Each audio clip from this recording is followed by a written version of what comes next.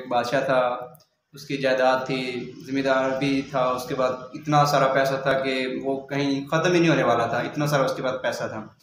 वो क्या हुआ उसके, हालांकि जो बादशाह होते हैं ना, इनके ख़जाने वगैरह भी होते हैं, इनके अलग ऐसे ऐसे ख़जाने होते हैं, ऐसी ऐसी जगह पे होते हैं, ऐसे तय खाने बने होते हैं कि हम अगर देखते रह जाएं तो हमारी अकल दंग रह जाती है कि हमें पता ही नहीं होता है कौन सी चीज़ कहाँ पे है, कौन सी चीज़ कहाँ पे है और कौन सा ख़जाना कहाँ है, कैसे तय खाने कितने हैं।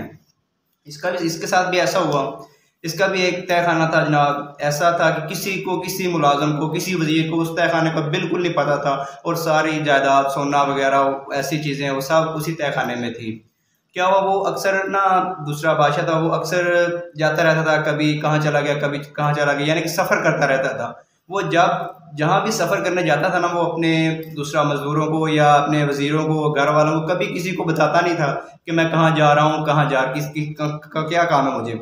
तो बिल्कुल भी वो नहीं बताता था, ऐसे ही चला जाता और ऐसे ही वापस आ जाता। कई कई दिन वो चला जाता और वापस ना आता, तो उसके वज़ीर वगैरह यही कहते कि बादशाह कहीं सफ़र पे निकला हुआ है।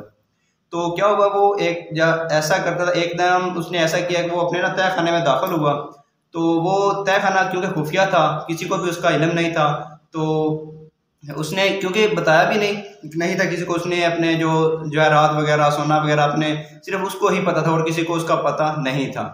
वो अपने तय खाने में एक दिन चला गया और दरवाज़ा बंद किया। जब वो अंदर जाता तब भी लॉक करता, जब बाहर आता तब भी लॉक करता।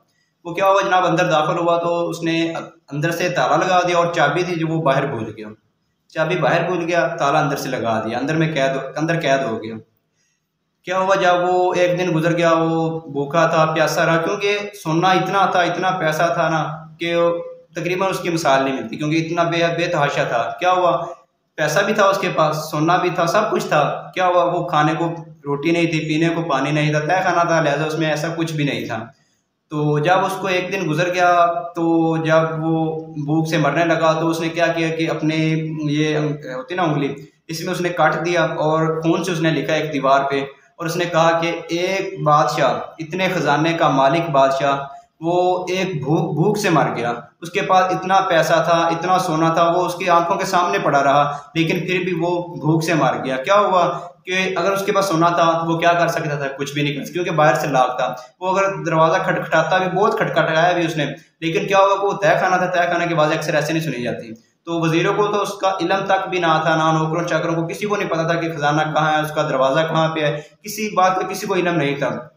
उसने बहुत खटखटाया, बहुत कोशिश की निकलने की, लेकिन वो कहीं भी ना निकल सका, क्योंकि अपना ही उसका जाल बनाया हुआ था। क्योंकि अपना जब जब इंसान के पास पैसा आ जाता है ना, तो वो इंसान वैसी वैसी सा बन जाता है। वो ये कहता है कि जो मेरा पैसा है ना, कोई इसको देख भी ना सके, यानी बाहर की जरा सी हवा भी ना लगे उसको।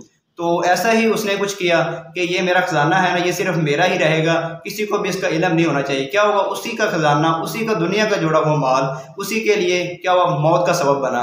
अगर वो वही माल अल्लाह की राह में खर्च करता, तो ना अल्लाह की राह में खर्च करता तो उसको वो जोड़ने के लिए तय खाने की जरूरत नहीं पड़नी थी। जब तय खाने की जरूरत नहीं थी तो वो दाखिल भी नहीं होता, क्योंकि तय खाना था ही नहीं। अल्लाह की राह में खर्च किया होता तो उसको यहाँ पे भी वो इज्जत तो थी, हालांकि बादशाह था इसलिए, लेकिन अल्लाह की राह में खर्च करता तो यहाँ भी इज्जत, वहाँ भी इज्जत, कब्र में भी इज्जत। कब्र भी इतनी वसी होती है उसकी कि मिसालें नहीं मिलती कि कैसे हम बयान करें। तो उसलिए उसने अपना पैसा छुपा कर रखा। ये दुनियावी चीज़ है ना, ये हमें कहीं भी किसी भी वक्त हमें नुकसान दे सकते हैं, धोखा दे सकते हैं, क्योंकि ये दुनिया एक फानी है, ख़त्म होने वाली चीज़ है। तो जो चीज़ भी ख़त्म होने वाली है ना, वो कहीं आपको कभी भी फ़ायदा नहीं दे सकती, ये हकीकत बात है। उसने भी ऐसा कि ये दुनियावी चीज़ें थी, उसने इकट्ठी करके रख ली, लेकिन क्या हुआ, उसकी मौत का सबब बने। उसके पास सोना भी था, पैसे भी थे, सब कुछ उसके सामने पड़ा था, लेकिन क्या हुआ, कुछ नहीं कर सका, भूख से मर गया। इसलिए सबक यही हमें मिलता है कि हमारे पास जो चीज़ें होती हैं, हम जो कहते हैं ये मेरे लिए होगी, ये मेरे बेटे के लिए होगी, या हम ऐसे रखेंगे, इसको ऐसे रखेंगे, किसी गरीब को नहीं देंगे।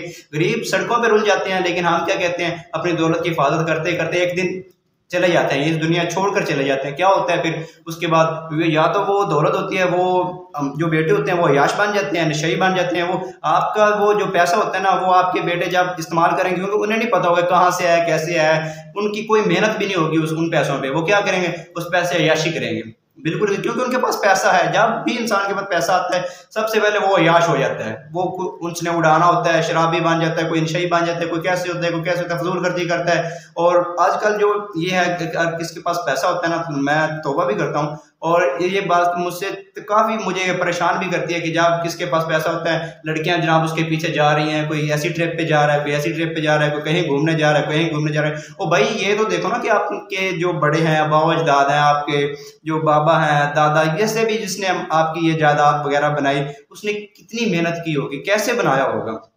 थोड़ा सा ये भी ख्याल कर लिया करें। और जो बनाकर रखते हैं उनको भी मैं यही कहूँगा कि आप ये बनाते वक्त एहतियात करें। ये अगर अल्लाह की राह में खर्च करेंगे तो आपके काम आएगा। जब अपनी औलाद के लिए जो रखेंगे तो वो आपकी औलाद होगी जो नशई होगी, वो चरस वगैरह खरीदेगी, अय्याशी करवाएगी, लेकिन क्या होगा, वो आपका जो ख़ानदान है वो तबाह बर्बाद हो जाएगा। इसलिए वो उसका तबाही और बर्बादी का सबब कौन बना?